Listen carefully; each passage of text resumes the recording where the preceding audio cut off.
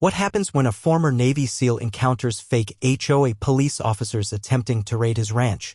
You won't believe how his composure and experience turned the situation around in the most unexpected way. If you had told Michael Harper one quiet morning that his peaceful ranch life was about to be stomped all over by a bunch of wannabe cops playing dress-up, he might have just laughed you off. But that's exactly what happened. And trust me, there was nothing funny about it. See, Michael wasn't your average ranch owner. No, sir. He was a former Navy SEAL, a man who'd seen more chaos overseas than most folks see in a lifetime, and he knew exactly how to handle himself when trouble came knocking. Trouble, however, has a funny way of showing up disguised in the dumbest packages, and today it wore the mask of a fake HOA police raid. The sun was barely up, casting a soft golden glow over the sprawling 120-acre ranch nestled just outside the sleepy town of San Juan, New Mexico. The air smelled like fresh hay, warm earth, and the faint scent of morning coffee brewing in Michael's modest kitchen. It was the kind of morning that promised nothing but hard work, quiet reflection, and maybe a few cracks at fixing old fences that had seen better days. Michael had just finished giving a fresh batch of feed to his horses. He was the kind of guy who didn't just run a ranch, he lived it. He treated those animals like family, always checking their health with a careful eye, rubbing down the coats of the old mares, talking to them like they were old friends. It was a simple, humble life built on sweat and respect. And today Michael had plans to help Maria, an elderly neighbor whose well had gone dry. Fixing her irrigation pump wasn't required by anyone but himself, it was just the kind of decent thing he did. Just as he loaded his trusty pickup with tools and parts, the piece shattered. From down the dusty gravel road, a white SUV approached, flashing red and blue lights that caught Michael's eye instantly. Only this wasn't a regular police car. No, this one had HOA enforcement slapped in big letters across the side, and it was rolling toward him like a storm cloud. Michael squinted, his instincts kicking in. HOA? Enforcement? On a ranch? That spelled trouble. He had heard the stories from other neighbors, the petty tyranny, the wild accusations, the fines that piled up like junk mail. But this was different. These folks were dressed like cops, but something felt off. The way they moved, the way they looked at him, it was all wrong. Two men stepped out, straight-backed and wearing uniforms that looked a little too clean, too new, like they'd been bought off the rack for a Halloween party. One stepped forward, flashing a badge that barely looked real. "Mr. Harper," the man said, voice clipped but trying to sound official, "we're here on official HOA business. There have been complaints about unauthorized structures on your property. We need to conduct an inspection immediately." Michael's brow furrowed. Unauthorized structures? The man had got to be joking. His ranch was as legal as a sunrise, and he knew it. This wasn't about rules, it was about control. "Sir," Michael replied calmly, "show me your paperwork. I don't let people roam my land without the proper authority." The man's smile tightened, like he'd been expecting trouble but didn't want to show it just yet. "All documents are in the vehicle. We ask that you cooperate." Michael shook his head and pulled out his phone, tapping the screen to start recording. "Look, I don't have time for games. If you have a warrant, show it now or get off my property." The tension was thick enough to slice with a knife. One of the men reached for his belt, and Michael's old instincts snapped to attention. Years of training and combat didn't just disappear even after he'd left the military life behind. "Ma'am," a sharp voice cut through. Michael glanced over his shoulder to see his neighbor, Karen, bless her heart, eyeing the scene like a hawk with her phone out, live-streaming the whole thing for her neighbors. "Look at this," she sneered. "A big tough rancher thinks he can break the HOA rules. Bet he won't like what's coming next." Michael bit back a sarcastic retort, something about Karen's uncanny talent for stirring the pot and turning a molehill into a mountain, but kept his cool. This wasn't a barroom brawl, this was real life, and he had to be smarter. The two fake officers began pacing his land, poking around, snapping photos, and barking orders that didn't carry any real weight. Michael watched, noting every misstep, every violation of his rights. The whole scene smelled like a setup, like a badly written play where he was the unlucky star. As one of the men tried to push past a fence into his horse pasture, Michael stepped forward, voice firm and low. "I'm telling you, this is my land. No one gets in without my say." "You don't have a choice," the other snapped, pulling out a handheld radio to call in backup. Michael's eyes narrowed. Backup? From who? This was a private matter gone rogue, no doubt fueled by petty HOA politics and local gossip. He felt the anger simmering but didn't let it spill over. He knew that playing their game could mean losing what he'd built with his own hands. Suddenly one of the horses neighed sharply and trotted forward as if sensing the tension. Michael gave a quiet whistle and the big bay stallion approached, nostrils flaring, muscles tense. You want to play tough? Michael said dryly, here's a little friendly warning from me and my boys. His hand drifted to the pocket where he kept a small, legal firearm just in case. Karen, still filming, laughed. He's bluffing, she said. Just wait till they call the real police. Michael gave her a look that could freeze fire. Lady, I've been to places where real police don't scare me. You don't want to see what I can do. For a moment, everything held its breath. The fake officers glanced at each other, hesitation creeping into their fake bravado. Then one of them pulled out a piece of paper that looked more like a flyer than a warrant. Michael stepped closer, eyes sharp. That's not a warrant. That's a joke. They argued back, their voices rising, but the cracks in their act were obvious. Michael could feel the weight of history in his bones. How many times had people like these tried to bully their way through honest folks' lives? As the confrontation dragged on, Michael's phone kept rolling, capturing every moment for the neighbors, for the world to see. Karen's commentary turned nastier, but it only hardened Michael's resolve. Finally, the officers gave up, muttering threats about fines and legal action, and retreated back to their vehicle, flashing their lights like a bad circus act as they drove off. Michael watched them go, jaw clenched, blood boiling. This wasn't over. He walked back to his porch, the sun now higher, casting long shadows over his land. He lit a cigarette, took a long drag, and muttered, ain't nobody gonna run me off my own damn ranch. To be continued. That was just the calm before the storm. What happened next changed everything. You don't want to miss how this all turned out. If you think those fake cops were the end of Michael Harper's troubles, you're about to learn just how deep the rabbit hole goes when petty power trips and small-town politics collide with a man who's had more than enough of nonsense.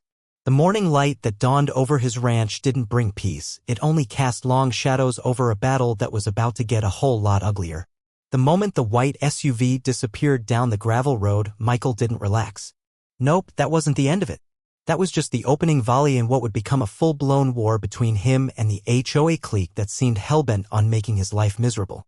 His phone was still recording because in this day and age, footage was often the only thing standing between truth and lies. The first thing he did was call his wife, Janice, whose steady hands and calm voice had been the rock that kept him grounded since he hung up his SEAL gear. Janice, he said, his voice low but firm, you won't believe what just went down.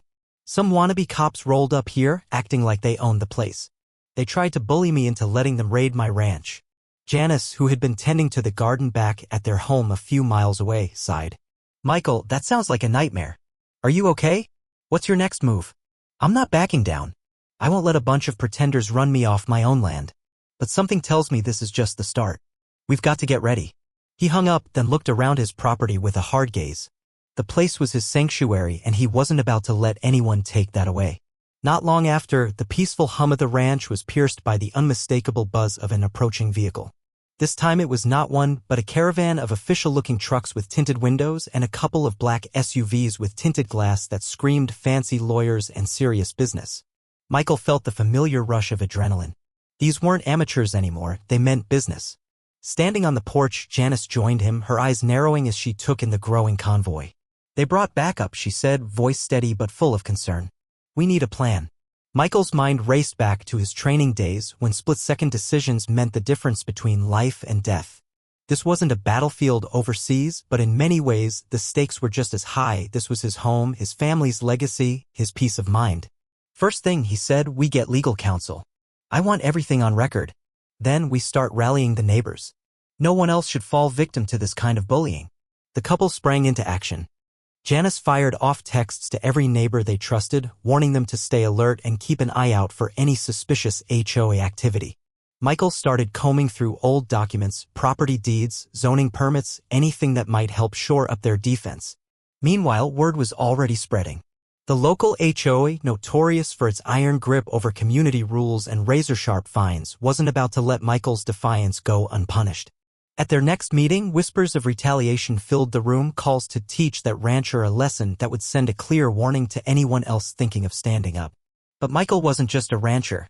He was a former Navy SEAL. That meant patience, resilience, and the understanding that battles, no matter how unfair, were won with a mix of strategy and nerve. Back at the ranch, the HOA enforcement wannabes weren't gone for good. Rumors began swirling that they'd try to hit Michael with fines, fabricated violations, and even false claims about safety hazards.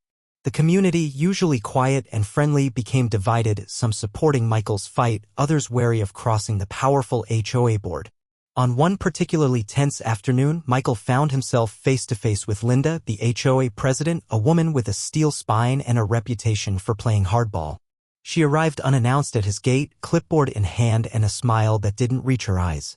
"Mr. Harper," she said sweetly but with unmistakable authority, "I'm here to inform you that your property has multiple violations, unpermitted structures, excessive noise, and landscaping that doesn't meet community standards. You have 7 days to comply." Michael studied her, knowing full well that many of those violations were fabrications designed to wear him down. "Linda," he said evenly, "I own this property and I've reviewed every permit and regulation. These accusations don't hold water." Her smile thinned. "That's not how the HOA sees it." The standoff lasted longer than either expected, with neighbors watching from a distance. Some shook their heads at the petty abuse of power, others whispered about taking sides. Michael felt the weight of isolation creeping in, but his resolve hardened. Later that evening, while Janice cooked dinner, Michael sat alone on the porch, a cigarette glowing faintly in the dusk. His thoughts circled like vultures. This was no longer about just one raid, it was a full-on siege. The system was gearing up to squeeze him dry, and the question gnawed at him: how far would they go to break a man who had already been through hell and back? His mind flashed back to the desert missions, to the nights spent crawling through hostile territory, to the comrades lost and the battles fought. Compared to that, this was a different kind of fight, a fight for dignity, for justice, for home. And if those fake cops thought he was done, they had another thing coming. The tension on the ranch was palpable. Cameras had been installed discreetly, capturing every interaction. Michael's phone buzzed constantly with messages of support and offers of help. The community was watching, some quietly rooting for him, others suspicious of the mess the HOA had stirred up. But inside, Michael felt the storm gathering. The fake raids, the legal threats, the public shaming, they were all weapons in a war he didn't want but was ready to fight. His SEAL training told him to stay calm, to be patient, to strike when the time was right. A knock at the door startled him. It was Joe, an old friend and neighbor, rough around the edges but loyal as they come. "They're pushing harder, Mike. I heard they're bringing in private security next. This ain't just about rules anymore." Michael nodded, feeling a surge of determination. "Then we'll be ready." That night, he stayed up late, drafting letters, planning calls, and mapping out every possible move. His mind was a battlefield of strategy and grit. The ranch might have looked quiet from the outside, but inside, the fire was burning hot. The fake HOA cops were just the opening act. What followed would shake the small town to its core. To be continued. This is the moment where the pressure builds and the stakes skyrocket. What happens next will blow your mind. Don't miss the next chapter. By the time the sun was setting behind the dusty hills, Michael Harper knew that the gloves were off. The fake HOA cops weren't just some one-time annoyance anymore, they were an organized machine, turning up the heat with every passing day, trying to squeeze him out of the life he'd fought hard to build. But if they thought they could push a former Navy SEAL into backing down, they clearly hadn't done their homework. The morning had started like any other, with Michael moving through the daily grind of chores. The ranch was a living thing, and it demanded constant care, feeding the cattle, repairing the fence that the last storm had battered, and making sure the irrigation system kept the crops alive despite the relentless New Mexico sun. Janice was in the kitchen, humming softly while preparing breakfast, but Michael's mind was elsewhere, sharp and restless. Just as he was about to settle into the day, a familiar rumble grew louder down the gravel road. This time, it wasn't just the usual pickups. It was a convoy of black SUVs, their windows so dark you couldn't see inside, rolling up like an invasion force. The fake HOA cops had clearly stepped it up a notch, they'd brought private security. Michael watched quietly from his porch, his gaze hard as flint. "They think they can scare me," he muttered. "Let's see who's really shaking." Janice joined him, concern shadowing her eyes. "Mike, be careful. This is getting dangerous." He nodded but didn't reply. Words wouldn't do much now. It was time to act. The first SUV stopped by the gate, and out stepped a burly man in a black uniform, his posture rigid, eyes scanning the ranch like he was sizing up a battlefield. Michael knew that look all too well. This wasn't just about HOA rules anymore, this was intimidation, plain and simple. Michael strode down to meet them. "You got a warrant?" he asked, voice calm but steely. The man smirked. "We're here to enforce community standards. Consider this a warning." "A warning?" Michael repeated, voice dripping with sarcasm. "Like the kind you gave last week? Or the week before that?" The man's smile didn't falter, but Michael could see the flicker of frustration. "You're making this difficult." Michael's jaw tightened. I'm just making sure you don't overstep.